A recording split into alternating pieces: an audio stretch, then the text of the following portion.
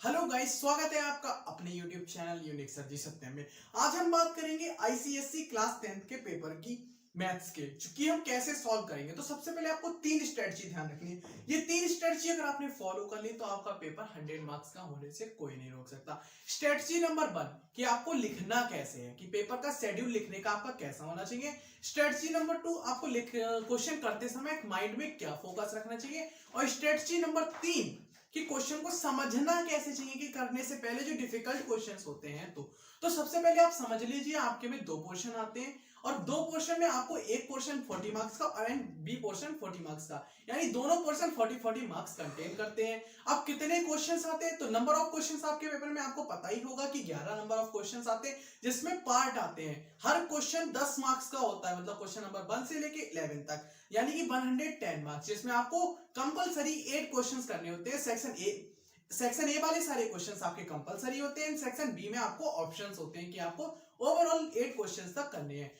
Each question 10 marks का होता है। उसमें 3 पार्ट भी हो सकते हैं, 4 पार्ट भी हो सकते हैं, 2 पार्ट भी हो सकते हैं। 2 पार्ट यानी कि हो सकता है एक क्वेश्चन 6 मार्क्स का हो, एक क्वेश्चन 4 मार्क्स का हो। तो आपका टोटल 10 मार्क्स का पूरा क्वेश्चन कंटेन होता है। तो पेपर आप समझ लीजिए। पेपर समझने के बाद अगर हम पेपर को समझ जाते हैं तो हम आसानी से उसको सॉल्व कर सकते हैं। तो आपको पेपर पैटर्न पूरा समझ में आना सबसे इंपॉर्टेंट है, कि आपको पता लग गया कि 11 क्वेश्चंस होते हैं। उसके बाद आपको ये पता लग गया कि एक क्वेश्चन 10 मार्क्स का भी होता है। फिर आपको ये पता लग गया कि कितने क्वेश्चंस आते हैं।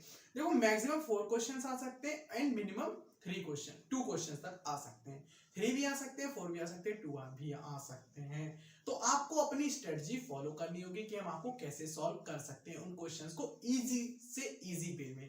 तो अब सबसे पहले हम बात करते हैं कि क्वेश्चन करना कैसे है। सबसे पहले आपको हमेशा शेड्यूल बाय शेड्यूल करना है। अगर आप कोई मतलब सपोज करो सेक्शन ए कर रहे हैं, तो आपको ट्राई करना है, क्योंकि सेक्शन ए के सारे कुछ पार्ट कंपलसरी होते हैं, वो आपको करने ही करने हैं। तो क्वेश्चन नंबर 1 अगर आप कर रहे हैं, सेक्शन ए में आपको 4 क्वेश्चंस तक करने होते हैं, तो आप 1 क्वेश्चन कर रहे हैं तो आपका शेड्यूल चेंज नहीं होना चाहिए। जैसे अगर आप क्वेश्चन नंबर 1 कर रहे हो ना, तो वो 1 ही करना। ये नहीं कि आपने 1 का क्वेश्चन नंबर 1 यानी क्वेश्चन नंबर फर्स्ट का फर्स्ट पार्ट किया और क्वेश्चन नंबर सेकंड का सेकंड पार्ट किया। तो ऐसे आपका क्वेश्चन, आप ही कंफ्यूज हो जाएंगे कि आपका क्वेश्चन हुआ है या नहीं हुआ है। लास्ट टाइम मैं आपको बता दूं कि मुझसे भी एक प्रॉब्लम हुई थी। मैंने भी ऐसे करने की कोशिश की थी कि हाँ, ये क्वेश्चन नहीं आता या फिर ये आसान है, इनको मैं बाद में कर सकता हूँ, जो थोड़ा सा टाइम लेंगे डिफिकल्टीज उनको मैं पहले कर लेता हूँ। तो मैंने ऐसा किया था, तो मेरा एक आसान सा बहुत इजी सा क्वेश्चन छूट गया था, जिसके मुझे 4 मार्क्स का लॉस हुआ था मुझे 10th के बोर्ड के पेपर से। तो मैं आपसे कहूंगा कि आप ऐसी गलती मत करें। आप एक शेड्यूल वाइज करें, और बल्कि जो आपको आसान लगता हो या फिर जो आपको लगता है कि हम बहुत कम लाइन में कर सकते हैं, उसको आप पहले करने की कोशिश करें।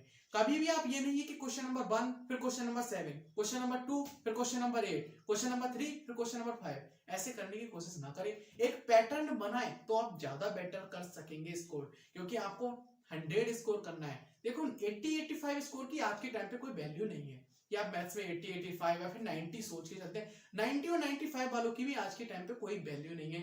मतलब वैल्यू ऐसी बात नहीं है कि वैल्यू नहीं है, मैं नहीं कहूं कि वैल्यू नहीं है, वैल्यू सभी की है। चाहे 60 मार्क्स वाला टैलेंट होना चाहिए, आपके टैलेंट की वैल्यू होती है, ना कि मार्क्स के। लेकिन फिर भी मैं आपसे ये बात कहना चाहूंगा कि अगर आप 100 मार्क्स लाते हैं, क्योंकि 90 और 95 और 92 मार्क्स का टाइम अब चला गया। 2016-17 में जिसके 90 मार्क्स या 92 मार्क्स आते थे वो बेटर थे। लेकिन आज के टाइम पे अगर आपके 98, 99 या 100 से कम आते हैं, तो मार्क्स तो अच्छे हैं, लेकिन बहुत अच्छे मार्क्स हम कह सकते हैं वो नहीं है। तो 99 या 100 मार्क्स लाने की आपको स्ट्रेटजी यही रखनी है कि क्वेश्चन का शेड्यूल चेंज नहीं होना चाहिए। अब क्वेश्चन को करना कैसे चाहिए, क्वेश्चन को करने की स्ट्रेटजी क्या होनी चाहिए। तो स्ट्रेटजी नंबर 2 1 की हम बात कर चुके हैं। स्ट्रेटजी नंबर 2, सबसे पहले हमारे लिए थिंक करना चाहिए कि क्वेश्चन किस चैप्टर से रिलेटेड है, कौन सा फॉर्मूला यूज लगेगा। क्योंकि कोई भी क्वेश्चन करने से पहले हमारे लिए उसमें की 2 चीजें पता लग जाए ना, तो क्वेश्चन बहुत आसानी से हो जाता है। इस बात को आप समझ सकते हैं। यानी कि अगर हमारे पास 2 प्लेयर हो, एक बैटिंग करने वाला एक बॉलिंग करने वाला, तो हम कोई भी मैच आराम से खेल सकते हैं। तो हमें इसमें भी यही करना पड़ता है, एक ट्रिक, दूसरा फॉर्मूला। क्या? Trick and formula. ये 2 पार्ट ऐसे हैं ना जो एक दूसरे को जोड़ते हैं और मैथ्स का क्वेश्चन सॉल्व हो जाता है। यानी 2 इजी से पार्ट आपको मैथ्स का एक क्वेश्चन सॉल्व करके आपको 4 मार्क्स, 3 मार्क्स या 5 मार्क्स तक दिला सकते हैं। तो ट्रिक एंड फॉर्मूला, फॉर्मूले को हम याद करने के एक फॉर्मूला चार्ट बना सकते हैं, फॉर्मूला डायरी बना सकते हैं। आपके जितने भी लेसन है, 21, 22 लेसन है, कुछ रिड्यूस हुए, तो आप उन 20 लेसन के नेम लिखिए एक चैप्टर पे, उसके बाद टिक कीजिए। मतलब फर्स्ट पेज पे आप अपने 20 लेसन के नेम लिख लीजिए, सेकंड पेज पे आप जैसे ही ओपन पे आएंगे उसमें चैप्टर नंबर 1 का फॉर्मूला लिख सकते हैं, चैप्टर नंबर 2 का फॉर्मूला लिख सकते हैं, चैप्टर नंबर 3 का फॉर्मूला लिख सकते हैं, 4 का फॉर्मूला लिख सकते हैं, उन सारे फॉर्मूलों को लर्न कर सकते हैं। लेकिन अब बात रही ट्रिक की कि आप ट्रिक कैसे सॉल्व करेंगे, कि ट्रिक क्या यूज हो रही है या फिर उसको करने का तरीका कह सकते हैं, ट्रिक ना कह के हम उसको करने का तरीका कह सकते हैं। करने का तरीका आपको जितने ज्यादा क्वेश्चंस की आप प्रैक्टिस करेंगे, जितने अच्छे से आप उन कॉन्सेप्ट्स को समझ सकते हैं ना, उतने अच्छे से कर सकते हैं क्वेश्चंस को। क्वेश्चन नंबर, अब हम बात करते हैं अपनी स्ट्रेटजी नंबर 3 कि अब हमें क्वेश्चन करने के बाद करना क्या है। तो जैसे हम क्वेश्चन समझना कैसे, अगर हम स्ट्रेटजी 3 की बात करते हैं तो क्वेश्चन समझना कैसे, करना तो तभी है जब समझ में आएगा, ट्रिक और कॉन्सेप्ट भी हम तभी लगाएंगे जब समझ में आएगा। तो समझने के लिए क्वेश्चंस को पढ़ना पड़ेगा। अब आप क्या करते हैं, स्टार्टिंग से लेकर लास्ट तक सब कुछ वही पढ़ डालते हैं, क्वेश्चन में क्या लिखा है। तो सबसे पहले स्टेप बाय स्टेप पढ़ने की कोशिश कीजिए कि आपसे क्या कहना चाह रहा है, कि फर्स्ट लाइन पढ़िए क्वेश्चन की, आपकी फर्स्ट लाइन में वो ने क्या कहा, उसको आप नोट कीजिए कि हाँ ये कह दिया।